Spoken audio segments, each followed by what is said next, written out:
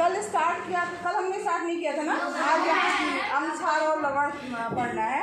सब शांत रहो और बहुत ध्यान से समझो, क्योंकि ये अच्छा चैप्टर है और जानना भी चाहिए आपको अम्ल और क्षार और लवण के बारे में। अच्छा, नाम सुना है अम्ल, क्षार, लवण का? क्या होते हैं अम्ल? कोई बच्चा दूसरा काम नहीं करेगा, कोई लड़की दूसरा काम ना करे। बंद करिए सब लोग। बताओ भाई, क्या है अम्ल? हाँ बताओ। इसने कहा कि जो हमें खट्टे लगते हैं वो अम्ल हैं। सही कह रही है? अच्छा, और क्षार? कड़वा लगता है कि मीठा लगता है? कड़वा और तीखा हो तो वो क्षार होते हैं। इसने कहा कि अम्ल क्या होते हैं? खट्टे होते हैं, और क्षार जो होते हैं वो कड़वे होते हैं। तो कुछ चीज़ों के नाम बताओ आप जो खट्टे होते हैं। नींबू है, सिरका है, आंवला, वेरी गुड। कच्चा आम, हाँ, दही, इमली, करौंदा, बहुत खट्टे खट्टे फलों का नाम ले रहे तुम लोग, मुँह में पानी आ रहा है। खटाई तो आम की होती है।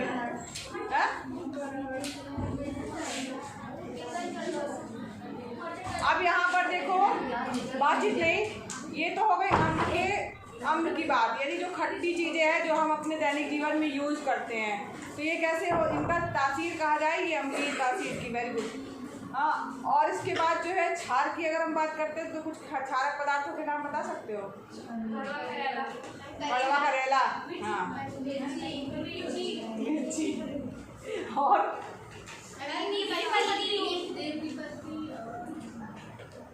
यहाँ पर ये तो हम लोगों ने जाना कि उसके टेस्ट से, कि ये उसका टेस्ट है, इससे हमें पता चल जा रहा है कि अम्ल है। और ये बातचीत नहीं करो, आपस में बात मत करिए, ध्यान से सुनिए।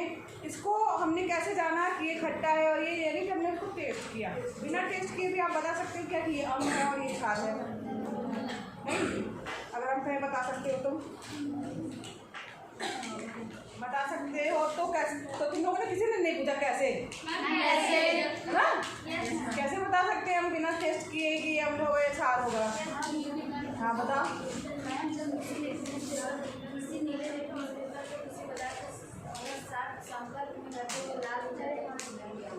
हाँ वेरी गुड। इसने ये बताया कि तुमको ये कैसे पता चला? हेलो, अच्छा ठीक है, बैठो। यहाँ पर देखो अम्ल, लास्ट में क्या वर्ड आ रहा है?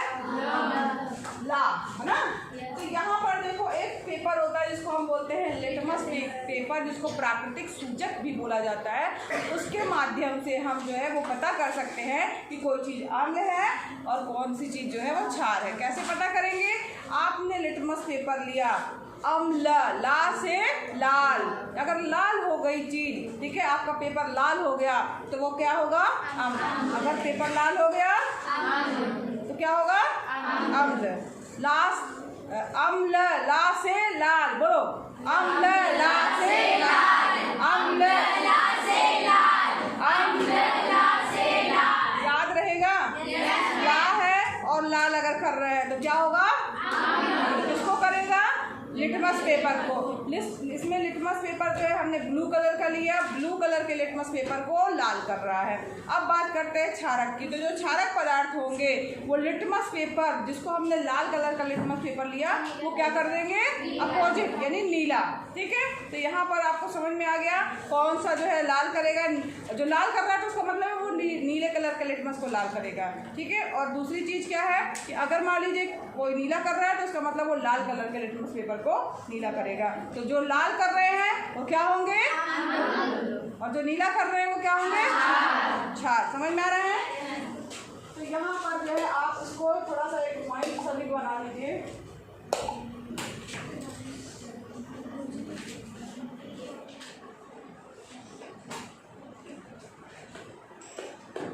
अम्ल हो गए, यहाँ पे क्या हो गए?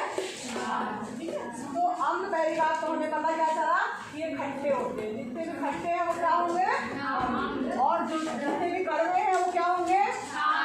कड़वे हैं वो क्या होंगे? दूसरा चीज पॉइंट क्या आया लिटमस को, नीले लिटमस को, लिटमस पेपर को क्या करेंगे? लाल। अम्ल का ला, ठीक है। दूसरी चीज इसमें क्या हुई कि ये लाल लिटमस को क्या करेंगे? नीला, ठीक है। क्षारक क्या करेंगे? नीला करेंगे। या पहले ऐसे लिख लो, नीला कर रहे हैं, किसको कर रहे हैं? लाल लिटमस को, ठीक है।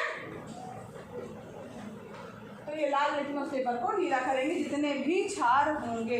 तो इसमें हम बिना टेस्ट मतलब बिना चखे इसको बता सकते हैं कि अगर पेपर आपका लाल हो जा रहा है तो हम बता देंगे कि ये क्या होगा? अम्ल है। और अगर पेपर आपका क्या हो जा रहा है? नीला हो जा रहा है, तो ये क्या है? आपका क्षार। तो ये हमने बिना ही चखे इसको बता सकते हैं। ये इनको क्या कहा जाता है? जो ये लिटमस पेपर है इसको प्राकृतिक सूचक भी कहा जाता है। लिटमस जो होता है उसको प्राकृतिक सूचक कहा जाता है। एक क्वेश्चन एक बार आया था एग्जाम में ही आपके कि किन्हीं भी दो और जो है वो प्राकृतिक सूचकों के या सूचकों के नाम बताइए। तो उसमें जो है आपके ही बुक में दिया हुआ है मेथिल ऑरेंज और फिनोक्सिलिन जो है वो उनको भी हम जो है क्या कर सकते हैं? सूचक के रूप में जो है इस्तेमाल कर सकते हैं। मेथिल ऑरेंज, मेथिल ऑरेंज, एक मिनट, वो बुक में दिया हुआ है आपके, मेथिल ऑरेंज और यहाँ पे दिया हुआ है, देखिए मेथिल ऑरेंज और फिनोक्सिलिन जो है वो और दो और सूचक जो है वो है। 1 नंबर का क्वेश्चन एक बार आया था तो उसको भी आप याद करके रखिएगा कि जो है वो प्राकृतिक सूचक के रूप में और क्या चीज़ें हैं, ठीक है। अब यहाँ पर ये तो हो गया आपका अम्ल के बारे में हो गया और क्षार के बारे में थोड़ी सी हमने जानकारी ली। अब इसके बाद और क्या क्या चीज़ें होती हैं अम्ल और क्षार के बारे में? तो अगर हम बात करें अम्ल की, ठीक, तो अम्ल जो होते हैं जलीय विलयन में या कि एक्वा सोल्यूशन हो गया या जलीय विलयन में क्या देते हैं? कौन सा आयन देंगे? H+ आयन देंगे। अम्ल कैसा आयन देंगे? H+ आयन देंगे। और क्षार कैसा आयन देंगे?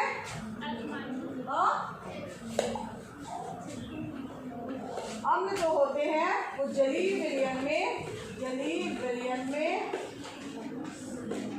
इसको एक्वा सॉल्यूशन बोल सकते हैं, H+ आयन देंगे, H+ आयन दान करेंगे, ठीक है। H+ को दान करेंगे या देते हैं, ठीक है। और अगर हम क्षारक की बात करें तो ये जलीय विलयन में क्या कौन सा आयन देंगे? OH- आयन देंगे। जलीय विलयन यानी एक्वा सॉल्यूशन में कैसा आयन देंगे? OH- आयन जो है वो देंगे, आयन दान करेंगे या देंगे, देते। समझ में आया सबको? अगर इनको जो है जलीय विलयन में हम लोग को दिया जाएगा, डाला जाएगा तो H+ आयन का वो योगदान देंगे या दान दे देंगे। और अगर हम क्या कहते हैं क्षारक को जलीय विलयन में डालेंगे तो वो क्या करेंगे? OH- आयन का जो है वो दान करेंगे, OH- आयन जो है वो देंगे, ठीक है। सबको समझ में आया? समझ में भी आ रहा है? अभी हमारे पास में ये 3 पॉइंट हो गए कि ये ऐसा ऐसा करते हैं। एक और पॉइंट आप जान लीजिए। चौथा पॉइंट क्या है कि जो अम्ल होते, जितने भी अम्ल होंगे, उन खट्टे जितने भी चीज़ें होंगी, उनका pH मान क्या होगा? pH मान जो होगा वो 7 से क्या होगा? कम होगा, ठीक है। 7 से क्या होगा?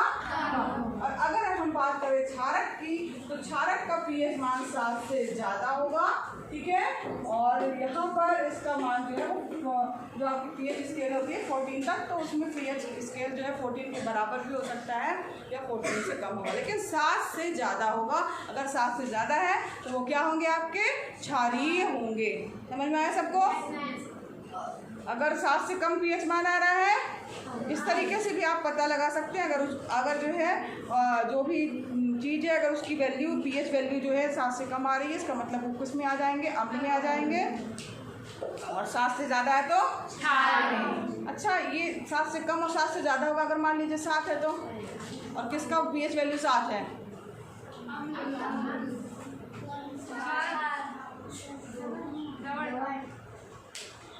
पानी की pH वैल्यू 7 होती है, जो कि उदासीन होता है, ना वो खट्टा मतलब वो ना तो आपका जो है अम्ल में आएगा ना वो क्षार में आएगा, ठीक है। तो तो 7 pH वैल्यू किसकी है? पानी की। तो यहाँ पर ये हो गया आमला और क्षार में आपको समझ में आ गया पॉइंट। अब इसके बाद नेक्स्ट अगर हम बात करें कि अगर इनका जलीय सोल्यूशन बनाया गया है, जलीय विलयन में डाला गया है अम्ल को, पानी का कोई सोल्यूशन है उसमें अगर अम्ल हमने डाल दिया है और उसमें जो है हमने क्या कहते हैं बैटरी लगा करके बल्ब लगाया, तो आप देखेंगे कि उसमें विद्युत धारा का वो प्रवाह करवा देंगे, ठीक है। और अगर हम क्षार में भी यही चीज़ करेंगे तो उसमें भी विद्युत धारा का प्रवाह हो पाएगा। तो यहाँ पर आप लिख सकते हैं कि जलीय विलयन में विद्युत धारा का प्रवाह करते हैं, और अम्ल भी और क्षार भी। जलीय विलयन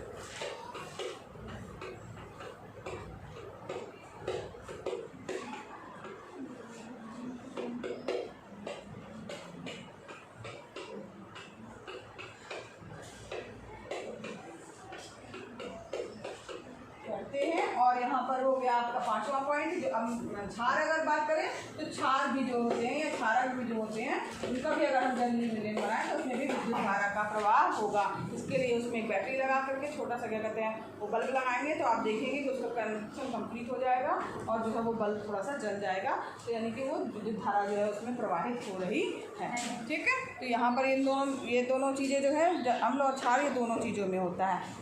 अब हम बात करते हैं कि अम्ल जो है वो धातुओं के साथ में, नेक्स्ट आपका पॉइंट भी दिया हुआ है कि अम्ल जो है वो धातुओं के साथ में कैसे अभिक्रिया करते हैं।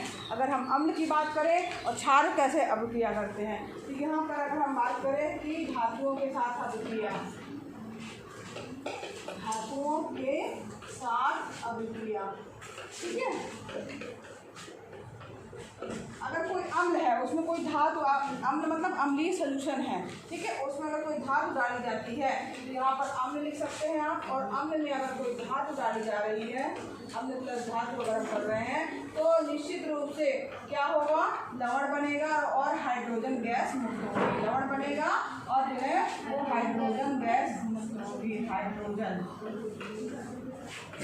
और ये जो हाइड्रोजन गैस मुक्त होगी बच्चों, इसको जब आप माचिस की तीली या मोमबत्ती उसके पास में लेके जाएंगे तो वो एकदम से, जैसे नहीं माचिस चलाओ तो एकदम से जलने के ऐसे तेज़ी से जलता है, वैसे पॉप की या फटफट की आवाज़ होती हुए वो गैस जो है वो जलेगी, यानी ज्वलनशील गैस है, ठीक है। वो जलने में और ज़्यादा सहायता करेगी। अच्छा, माचिस की तीली के पास जब हम लोग जो है ले जाते हैं या मुँह से हम फूकते हैं तो बुझ क्यों जाती है? सोचो कभी है?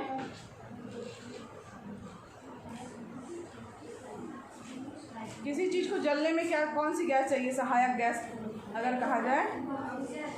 हाँ, ऑक्सीजन। लेकिन जब हम मुंह से फूंक रहे हैं तो हमारे मुंह से कौन सी गैस निकलती है? Carbon dioxide. तो कार्बन डाइऑक्साइड क्या करती है, उस संपर्क को ख़त्म कर देती है। हवा जो उसको मिल रही है जलने में सहायक है ऑक्सीजन, तो संपर्क को ख़त्म करती है, तो इसके कारण वो जो है वो क्या हो जाती है, बुझ जाती है। कोई दिक्कत है क्या सृष्टि? बताओ, बात कर रही हो, कुछ पूछना है? चलो ठीक है। तो यहाँ सबको समझ में आ रहा है ना, ये छोटे छोटे सी चीज़ें हैं जो दिमाग में आ जाती है। अभी मेरे भी दिमाग में आया कि भाई ऐसी कौन सी चीज़ है जिसको क्या कहते हैं, मान लीजिए अब इसमें हुआ कि भाई माचिस की तीली या कोई चीज़ लाते हैं पास में तो वो थोड़ा सा जलने में सहायक है। तो ऑक्सीजन है, ऑक्सीजन के कारण वो प्रॉपर कोई चीज़ जलती रहती है, लेकिन उसके बीच में अगर कार्बन डाइऑक्साइड अगर आ गई तो वो उसको जो है वो ऑक्सीजन के संपर्क को कम कर देती है, ऑक्सीजन को उसको संपर्क नहीं मिल पाता तो अपने आप बुझ जाती है। ठीक, तो ये यहाँ पर समझ में आया। अब धातुओं के साथ अभिक्रिया करके लवण प्लस हाइड्रोजन बनाते हैं। नोट कर लिया ये आप लोगों ने? चलो अब आगे आते हैं हम यहाँ थोड़ा बुक की तरफ। अब यहाँ पर बुक में देखिए आप, हाँ एक चीज़ और देखिए, इसमें थोड़ी सी चीज़ और है कि जनरली हम लोग जब कपड़े आपने देखा होगा ना, कोई चीज़ हल्दी वगैरह जो है वो अगर गिर जाती है, कोई सब्जी गिर गई तो उसके हल्दी का दाग लग जाता है। कभी सोचा है कि उसमें जब साबुन लगाते हैं तो क्या होता है? लाल लाल हो जाता है। क्यों हो जाता है? मिक्स हो जाते हैं। कौन अम्ल कौन क्षार है?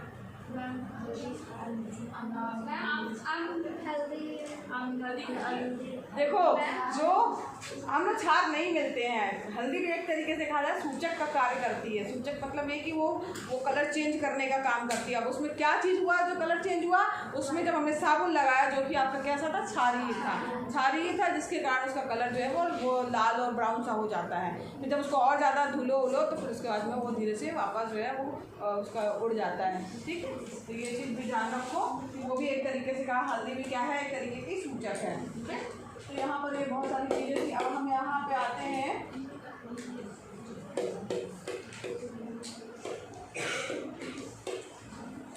धातुओं के साथ कैसे अभिक्रिया करते हैं ये पढ़ रहे थे। अब इसमें देखो हमने एक प्रयोग भी किया, क्या एक्सपेरिमेंट किया है हमने, यहाँ ध्यान दो कि एक्सपेरिमेंट है। इसमें हमने क्या लिया, क्योंकि अम्ल के साथ हम धातुओं की क्रिया कर रहे हैं तो हमने एक परख नली में क्या कर लिया कि तनु सल्फ्यूरिक अम्ल का सोल्यूशन ले लिया, तनु सल्फ्यूरिक अम्ल जो कि अम्ल है। ठीक है, H2SO4। अब H2SO4 का हमने सोल्यूशन इसमें ले लिया है और उसको जो है हमने क्या किया, अब चूँकि धातु चाहिए है तो हमने धातु में जो है वो जिंक के छोटे छोटे से टुकड़े दिए और उसके अंदर डाल दिए। जिंक जो है एक धातु है, ठीक, धातु है, सॉलिड रूप में है, उसके हमने टुकड़े यहाँ पर इसमें जो है वो उसके अंदर डाल दिए। अब जब डाल दिए तो ये आपने प्रयोगशाला का देखा होगा, एक टॉप लग के ऐसी नली होगी जिसमें नली निकल मतलब कोई गैस निकले तो उसको हम परीक्षण कर सकते हैं। तो हमने उसको क्या किया कि उसमें उस नली से ऐसे निकलने के लिए ये प्रवाह नली टाइप का ले लिया और उसको हमने क्या किया, जो ये साबुन का जो पानी था, साबुन का मिला था, उसके अंदर उसको जो है डाल दिया। वो क्यों डाला, ताकि अगर ऐसे कोई गैस निकल रही तो हमें दिखाई तो देगी नहीं, क्योंकि गैस तो हमें दिखाई नहीं देती है, तो उसको हम पानी में देख सकते हैं। जब उसमें कुछ बुलबुले से होंगे तो हमें समझ में आएगा कि कोई गैस निकल रही है। तो यहाँ पर हमने साबुन का पानी लिया, विलियन टाइप का लिया और उसमें जो है हमने जो है इसको रखा, शांत था विलियन। लेकिन थोड़ी देर बाद अभिक्रिया हुई और क्या हुआ कि इसमें कुछ बुलबुले से उठते हुए दिखे जो कि आपको दिख रहे हैं, दिख रहे हैं। तो इसके बाद क्या हुआ, जब ये बुलबुले उठे तो ये पॉप की आवाज़ करते हुए या फट फट की आवाज़ करते हुए जो है, जब हमने इसको मोमबत्ती के पास में लेके आए तो वो क्या हुई, वो तेजी से जलने लगी। इसका मतलब कार्बन डाइऑक्साइड तो गैस नहीं निकल रही है ना, तो बुझ जाती, ठीक, और ऑक्सीजन तो चारों ओर है तो ये नॉर्मल जलती। अगर कुछ नहीं होता, अगर कोई और गैस होती, ऑक्सीजन होती तो कुछ मतलब वो नॉर्मली जलता, मगर इसमें थोड़ा सा तेजी आई पॉप की आवाज़, यानी कि इसका मतलब है कि वो ऑक्सीजन भी नहीं है, कार्बन डाइऑक्साइड भी नहीं, कोई अलग गैस है। तो वो कौन सी गैस निकली, जब उसको पता चला तो ये पता चला कि ये हाइड्रोजन गैस निकल रही है, जिसका दहन जो है वो हो रहा है और तेजी से आवाज़ आ रही है, फट फट की जो है ध्वनि जो है वो आ रही है। तो ये जो है एक्सपेरिमेंट किया, इसमें हमने किया क्या है, अम्ल के साथ धातुओं की अभिक्रिया की है। नीचे कुछ जो है आपका अवक्षेपण टाइप का दिखेगा, जो कि आपका जो है अवक्षेप बढ़ रहा है या लवण बन रहा है और उसके बाद हाइड्रोजन गैस मुक्त होती। अम्ल धातुओं के साथ अभिक्रिया करके लवण प्लस हाइड्रोजन गैस बनाते हैं। ये आप जब लिखेंगे, टॉपिक डालेंगे नोट्स बनाते समय कि अम्ल व क्षारक की धातुओं के साथ अभिक्रिया, तो अब जब अभिक्रिया लिखेंगे तो ये आप जो है ये वाला जो है फार्मूला लिख सकते हैं, अम्ल प्लस धातु लवण प्लस हाइड्रोजन गैस। अब यहाँ पर आपकी बुक में कहीं पर भी कोई रासायनिक समीकरण नहीं दिया गया है तो इसको आप लिख सकते हैं, जैसे जो कि हमने किया है, जिंक के साथ में जो है क्या किया है, सल्फ्यूरिक एसिड की अभिक्रिया की है। यहाँ पर आप नोट कर लीजिएगा।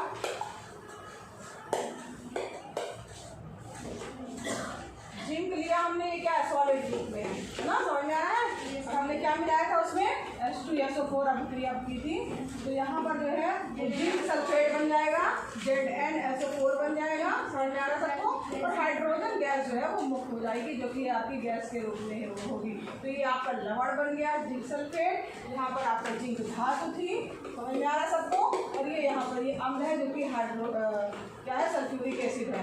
ठीक है, तो धातुओं की अम्ल के साथ अभिक्रिया होने पर लवण बना प्लस हाइड्रोजन गैस बनी, हाइड्रोजन गैस। सबको समझ में आ रहा है? तो ये समीकरण आपकी बुक में नहीं दिया, इसको आप नोट कर लीजिए।